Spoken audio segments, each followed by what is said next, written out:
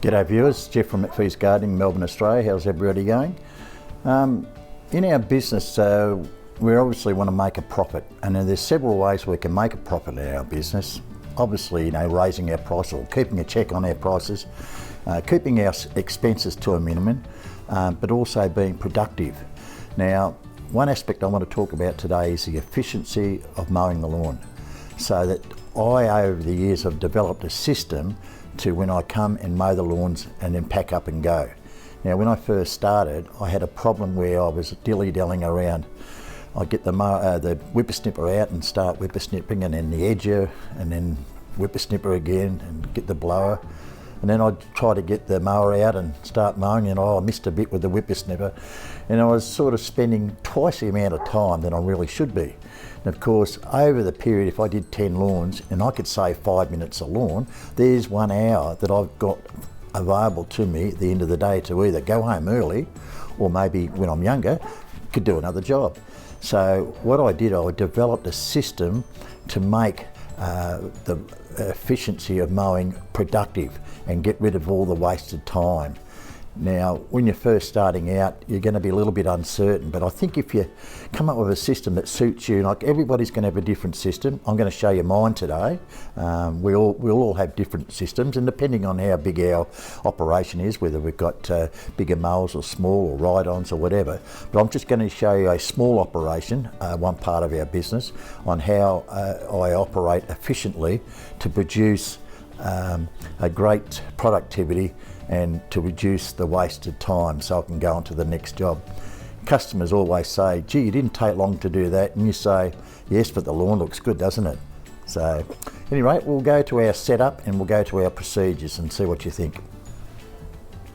To be efficient on mowing the lawn, what we need to do is we need to have a procedure, and it starts by having a vehicle like a ute, a trailer or a van, having the equipment set up in such a way that it's easily obtainable to get.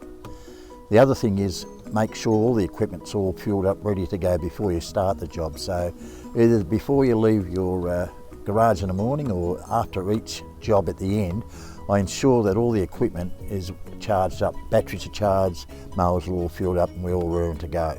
So you don't, and also you don't want to get into a situation where you're dilly-dallying around trying to get yourself going. I've seen too many guys, they get out there and they're trying to search for stuff, and they're not organised, and you can see the clock ticking away.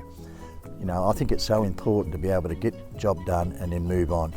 Look, I know we're talking about saving time on the mowing operation because we're going to have a lot of variables that are out of our control, like the customer might tend to talk a little bit too much and all those sort of things, but we'll address those as we go along. So when we rock up to the job, I'll either park in the driveway or I'll park curbside. Sometimes I like to pull back from where I'm mowing because I don't want any obstructions, but that's not always so. Sometimes I have to park directly outside the premises, or 9 times out of 10 I'll park in the driveway. I'm clear of everything and feel a bit safer with all the equipment and that. So when I rock up, first thing I do is I'll get out of the vehicle, and what I'll be doing is I'll be going to get my edger, because that's the first thing that I'll be doing. Okay, so the first thing is when we're going to do our edges, we're going to start with our nature strip.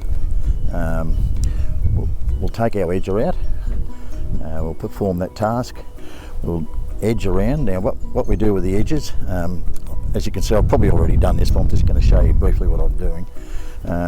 So I do the edges, so I'll go up, around and back and around, and that's it. So I try to not travel over the same place twice. Now I won't be edging the back because it's too wet. The only downfall of these edges, they're all right in the dry and semi-wet, but when they're really boggy, they're not really the best thing to use, so you're probably better off using your whippersnipper. But I can use an edger fairly quickly, more quickly than the whippersnipper, I find. And what I think I like about the edger is you see the edges, it's a consistent run of the edges all the time. You don't have to they look the same all the time, whereas a whippersnipper depends on sort of the day you're having. Okay, once I've got the edger out, And as I said before, my philosophy is only use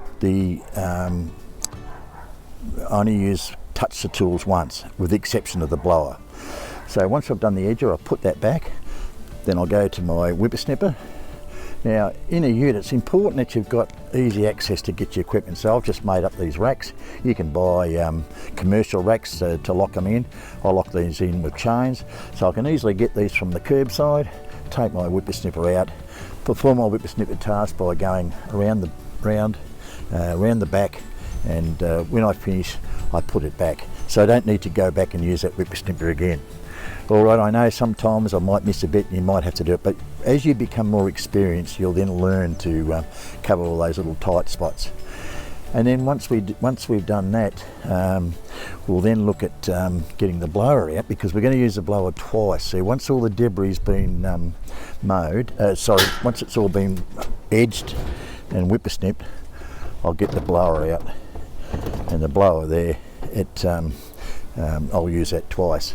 So the first time I'll use it, I'll go front and back, and then I'll get my mower out, and then we'll mow. We'll go around nature strip, then we'll go around the back, and then when that's finished, put the mower away and just blow the whole place down.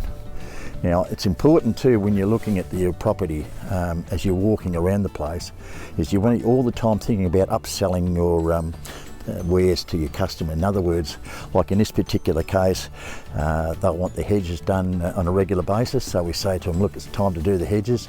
Out the back we've got roses, so we might want to do the roses. It's important that we look at as many aspects of the garden as possible. So it's not just mowing the lawns. You can mow, go and blow, but when it comes winter time or when it comes drought time, you need to have all these little other jobbies. You're going to find you'll get to a stage where there won't be any work. So, weeding the garden beds, roses have got to be pruned, hedging, all these little tasks can be done throughout the year, and a bulk of them in the winter time as we go ahead. So, okay, that's just the basics of pulling up to the job, being organised, have a system, making sure the equipment is available to you. Now in my ute setup, everything's curbside except the toolbox, which is roadside. The only reason I've done that is that quite often I haven't got the mowers on. I'll load this up with prunings, and I need to get access from the road, from the curbside easily. I don't want to be throwing over the top of the toolbox. But it works for me, this. I'll get out of the ute, pull them, the blower out, and I've got like the row of tools, of course, and oils and bits and pieces and fuels for me mowers, etc. Eventually I want to go full battery. I want to get when they get a commercial standard of push mowers or self-propelled mowers, I want to get those. And they even got a battery edger. Adam has got a battery edger, which I'll move towards eventually. I've already got the hedges. I do carry a petrol whippersnipper in the event that I run out of batteries, or if, which I don't. I mean, I've got enough batteries to keep me going. So I find it's easier to do all my jobs that way. First thing we do when we arrive at the property, we grab the edger and we start edging, keeping the wheel on the pavement itself, which keeps the edger relatively stable. And it's just a matter of going up, cutting just keeping it off the concrete. Try not to hit the concrete, but it doesn't matter if you do, because it doesn't do any damage. But just keep the blade off the concrete and you get a nice groove.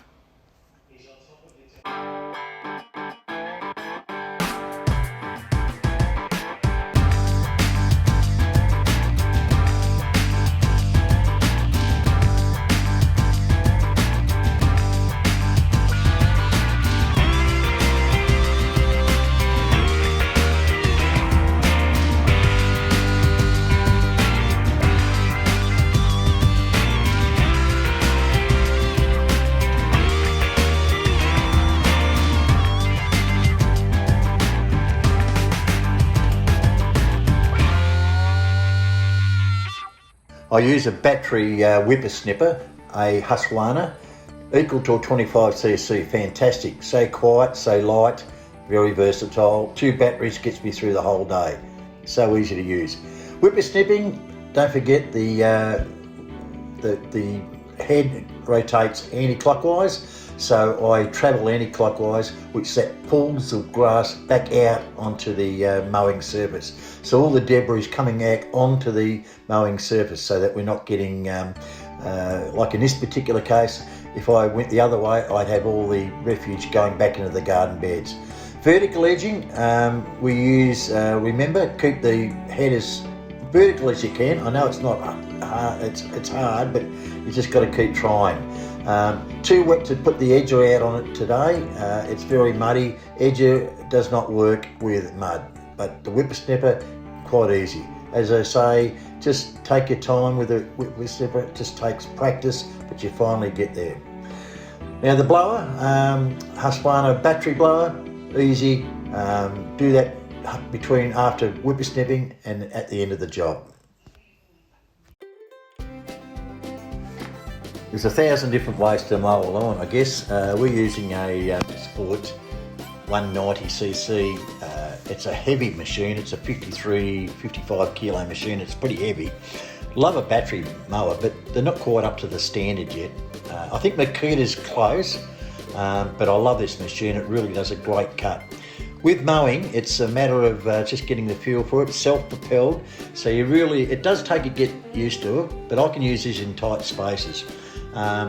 What I do like about mowing is when I'm mowing, I always, you've got to remember the blades rotate clockwise, so therefore I move clockwise, so I drag any material left to right. If I go the other way, I'll get spillage if I go anti-clockwise, so that's something I've sort of tended to do. Mowing, just, self-propelled, try not to mow the same piece of grass twice, and you'll find yourself amazing how much time you'll save. As I said, these things are not heavy. I've got a little couple of lightweight Victors, especially for places where I've got stairs, 30 kilo Victors, but this thing, it's a beast. It's a good machine, but really looking forward. Generally mowing, it's only a very small lawn. What I do is I do the perimeter. Once I've done the perimeter, I'll do diagonal cuts or horizontal cuts or vertical cuts in a direction. Never mow in the same direction. After 2 or 3 cuts, I'll change direction. So I'll go vertical one time, then the next couple of weeks I'll go horizontal. Keep changing. I don't want to create the ruts.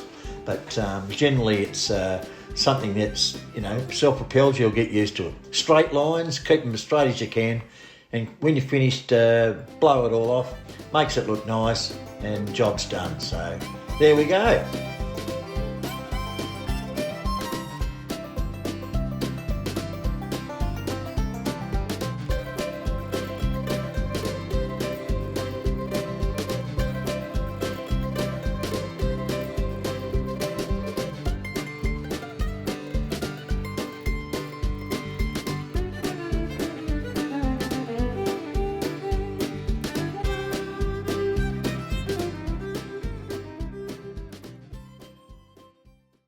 So when the job's completed, all the equipment's packed away. We've only got a couple of things to do now, and the first one is to either write the invoice out, or in my case, most of my customers, I email the invoice. I do it before I leave because that's one less thing I have to do when I get home. So I use a QuickBooks, which is an online application I use on my phone, punch in the numbers and send them off, and they'll EFT change that. If the customer is not computer literate, which I haven't got many of, we just write out a handwritten invoice. Or if the customer's home, and yes, I know everyone's going to say yes, but they're going to waste your time, that's a great opportunity to upsell your work, so that all the stuff we looked around our garden, we say, oh look, the roses and the hedging and all that have got to be done. If the customer's home, I'll run through that with them and give them an idea of pricing for that. The other thing is, if they're not home, in my email I'll mention, listen, coming June, July now, it's time to do our roses. So that's something that to look out for, is because there's a lot of extra money to be earned other than just mowing. Now, it is good to mow and blow and go, but I'll tell you what, in Australia we've got El Nino coming on, and we could have a drought. I've seen 3 droughts, I've seen 2 recessions, and all of those events do drastically decrease your business, and that's why you need to diversify and have those up your sleeve. Whilst things are going good, there's plenty of grass to cut. Mow, go and blow is very profitable, especially when you've got an efficient mowing run, as we've just explained, but also have that other aspect of the other bits of gardening which bring you just as much, if not more, money to your business. So that's something to think about. And the other thing is, before we go, is that it's important that you've had your batteries all charged up, or swap the batteries over, your mowers are all refueled, and you're all set to go, and your line trimmer, your whippersnipper, weed whackers, or strimmers as your pommies call them, make sure you get your line in your pocket, so it's in your pocket. So if you're right up the back, you need some line to load up on your spool, it's in your pocket. You don't have to go back to the ute. And it's surprising how much time that wastes. Other than that, you know, I'm sort of aiming my videos. I'm going to punch out a few more videos over the next coming months, and maybe directing at a lot of the new starter guys. I've had a lot of requests from new guys, a lot of support from the new guys asking questions. So I thought if I present some, if I was starting out, this is what I would do. This is what I'd watch out for. Even if you're older guys, I mean, we all get a bit, you know, I've learned a lot too from YouTube and from other people, even after all these 35 years. Someone will come up with an idea and you go, gee, that's a great idea, I'll try it. So I'm just going to put that out there, see how you go. Now, I want this channel to grow. I'm going to get stuck into this channel. I want to really make it grow. So I'm really looking for subscribers, and I need you to share this, and I need to get this going. And as I said, I propose to put some more videos out there, and just see how we go, because I really do enjoy it, and I just want to really get this channel rocking. Thanks guys and girls, we'll see you on the next video. Bye.